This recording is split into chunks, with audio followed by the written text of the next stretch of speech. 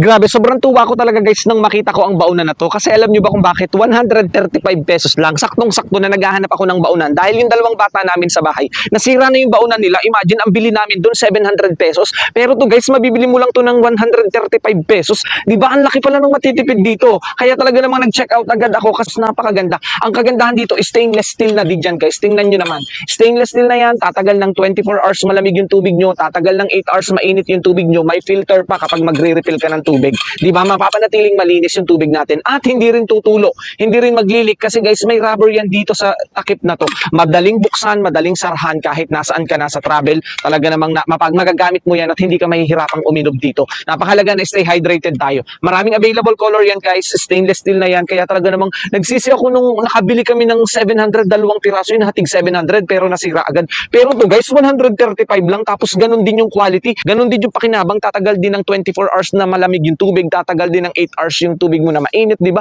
Halos katulad lang din, pero to 135 lang. Pero yun, nabili namin 700 each. Grabe, sayang yung nabili namin doon. Kaya eto, di ko pinalampas, sineck out ko to. Talaga namang quality, sulit guys. Kaya naman kung nagtitipid din kayo sa budget, pero same quality din naman, ito na yung i-check out nyo. Grabe, sulit kayo dito. Kaya go check out na!